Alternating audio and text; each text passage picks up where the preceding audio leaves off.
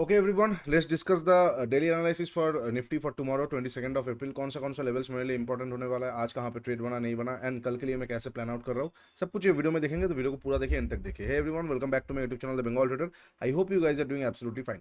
Last analysis पे हमने discuss किया था क्लियरली कि मैं ये एरिया से शॉर्ट करने वाला हूँ। अगर गैप अप ओपन हो जाता है मिडिल के आसपास ना, तो या तो पीडीसी के आसपास से मैं बाइंग करूंगा या फिर ये एरिया के आसपास से मैं शॉर्ट करूंगा। एग्जैक्टली ये मिडिल में कुछ करने जैसा है नहीं, मार्केट गया है एक तरफा गया है, nothing to do at all.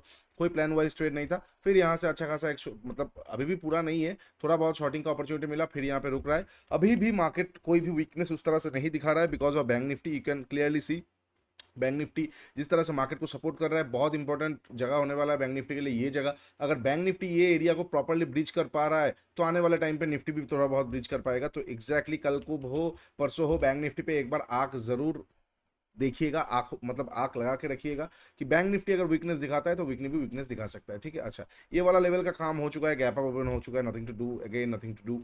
जो ये वाला लेवल था डेली हडल नेक्स्ट टाइम होने वाला है, वो इंपॉर्टेंट अब रहने वाला है। अच्छा वीकली टाइम फ्रेम में अगर हम देखते, वीकली में तो अभी बाकी है, बट डेली टाइम फ्रेम में अगर हम बोलते हैं तो कैरेक्टर पे चेंजेस आया है। यस, ये वाला एरिया का ऑर्डर ब्लॉक से लिक्विडिटी लेके मार्केट आया था, अब फिर से यहाँ पे कैरेक्टर पे चेंजेस आया है। तो क्या कैरेक्टर के चेंजेस आने के साथ ही हम बाइंग साइड में जा जाएंगे? Absolutely not. कैरेक्टर पे चेंजेस आया है, यहाँ पे मार्केट थोड़ा बहुत नीचे आके अब जो प्रॉपर कैरेक्टर है वो अपसाइड के लिए हो सकता है, लेकिन we have to understand something. नया कैरेक्टर चेंज फिर से होगा ये एरिया, तो ये एरिया के जहां पे भी रहे वो अपसाइड के लिए रहेगा। तो हमारे पास इतना बड़ा एरिया है, यहां से ये 10% के बीच में से प्रॉपर डिमांड जोन ढूंढने का एरिया हमारे पास अवेलेबल है। तो मेरे लिए जो जो एरिया रहेगा वो ऑब्वियसली इनएफिशिएंसीज के नीचे रहेगा, ये और इसके नीचे। मतलब या तो मैं ये वाला देखूंगा प्रॉपरली और एडिशन करने के लिए पोर्टफोलियो में, या तो ये वाला एरिया। ये तो जगह ही तो ऑब्वियसली अच्छा खासा दिख रहा है ना, अदरवाइज क्या हो जाएगा, फिर से इनएफिशिएंसीज को फिल करने मार्केट कभी भी आएगा तो वो चीज मार्केट पे रह जाएगा। एंड एक दिन का मूवमेंट से व्यू नहीं बदलता। कल का एनालिसिस पे ही मैंने पूरा एक वीकली व्यू बता दिया था आप लोगों के साथ, मंथली व्यू भी बता दिया था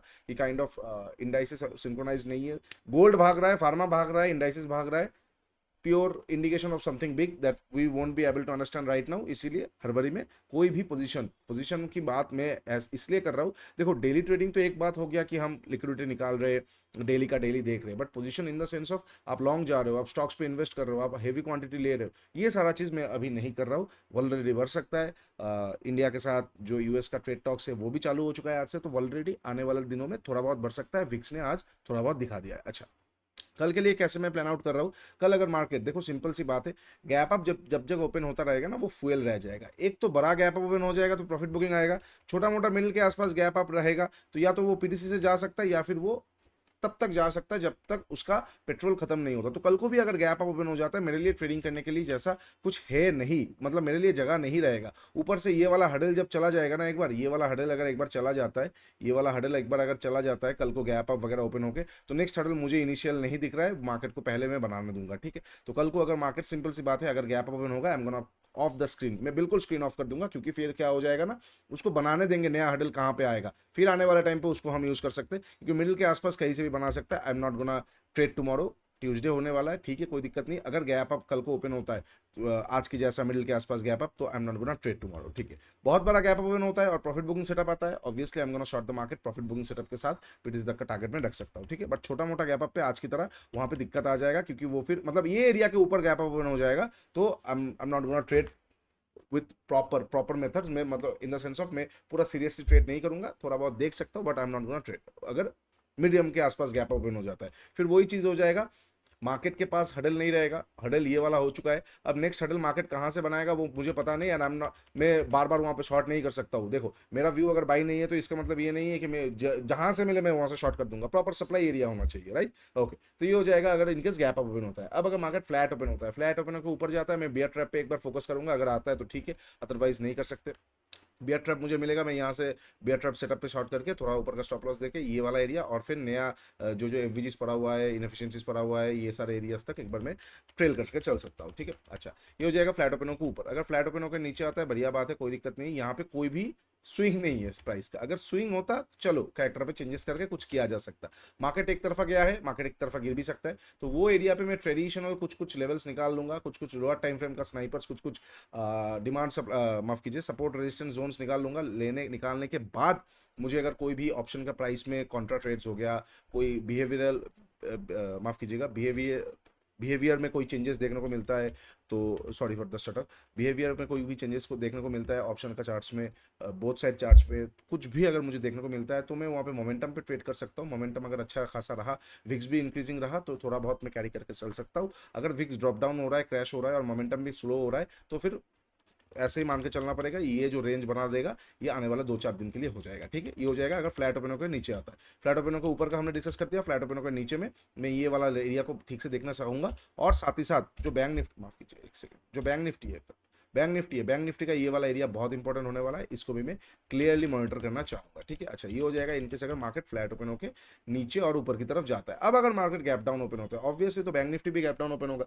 अगर बैंक निफ्टी में कैरेक्टर पे चेंज हो रहा है तो बैंक निफ्टी थोड़ा बहुत पीडीसी तक प्रोसीड कर सकता है। वो पीडीसी के आसपास से बैंक निफ्टी में प्रेशर आएगा, मैं निफ्टी को ही शॉर्ट करना चालू करूंगा, निफ्टी में भी मैं प्रेशर ढूंढने की कोशिश करूंगा। तो अगर मिडिल के आसपास गैप डाउन ओपन होता है, तो अगर मिडिल के आसपास गैप डाउन ओपन होकर वो पीडीसी के आसपास जाता है, मेरे लिए बहुत अच्छी बात है, यहाँ से मैं शॉर्ट कर सकता हूँ मार्केट को। और इनकेस अगर प्रॉपर्ली नीचे की तरफ आ रहा है तो बैंक निफ्टी में भी कैरेक्टर चेंज हो चुका हुआ होगा, वहां पे आरआर उतना खास नहीं आएगा। बट अगर विक्स भी आगे जा रहा है तो मैं मोमेंटम में कुछ निकाल के ट्रेड कर सकता हूँ, बट ज्यादा दूर टारगेट नहीं रख सकता हूँ। वाई? क्योंकि अच्छा खासा भागा है तो गिरेगा, बट एक हद तक गिर के फिर वो रिकवर कर सकता है, कवर कर सकता है, बिकॉज अभी भी बुल्स आर रेडी, बहुत ज्यादा जान है मार्केट पे। तो ये मिडिल के आसपास गैप डाउन अगर ओपन होता है तो मैं ट्रेड करूंगा ऐसे। अच्छा, और अगर बहुत बड़ा गैप डाउन ओपन होता है, इंटरेस्टिंग टू सी, अगर इनएफिशिएंसी के आसपास गैप डाउन बहुत बड़ा ओपन होता है, यहां से कोई भी प्रॉफिट बुकिंग सेटअप मुझे देखने को मिलता है, मैं एक बार बाइंग कर सकता हूँ फिर इसी तक का टारगेट के लिए।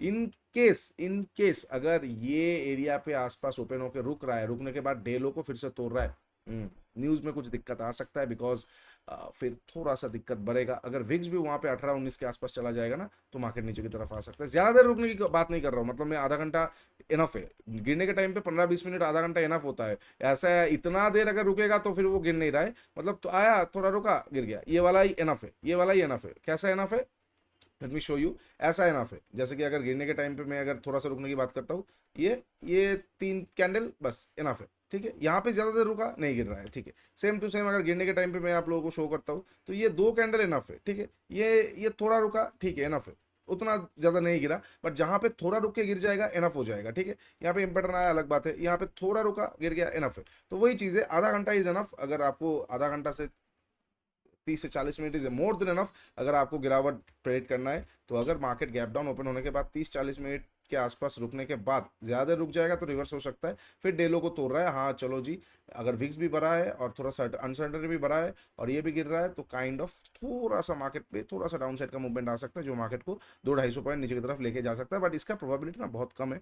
कम इसलिए है, इतना अच्छा खींचा है। गैप डाउन अगर ओपन होगा भी तो वो मिडिल के आसपास ओपन होकर फर्स्ट हाफ में खींच के सेकंड हाफ में गिर सकता है। बट बहुत बड़ा गैप डाउन ओपन होने के लिए ओवरनाइट कुछ सेंटीमेंट पे बिगड़ना चाहिए, ओवरनाइट कुछ बड़ा न्यूज आना चाहिए, जो कि अभी तक तो फिलहाल नहीं दिखा है। ठीक है, चलिए ये हो जाएगा सारा पॉसिबल सिचुएशंस कल 22 अप्रैल के लिए, जहां पे मैं ट्रेड करने वाला हूँ। इसके बाहर का कुछ भी आएगा, आई एम नॉट इंटरेस्टेड, इसके अंदर का आएगा, I am definitely going to trade it. Okay, अगर वीडियो अच्छा लगा है तो do like share and subscribe. नीचे इंस्टाग्राम का लिंक दिया हुआ है, जाकर जरूर चेकआउट कर लीजिए। आज के लिए इतना ही, टेक केयर, बाय बाय। तब तक के लिए ट्रेड स्मार्टली।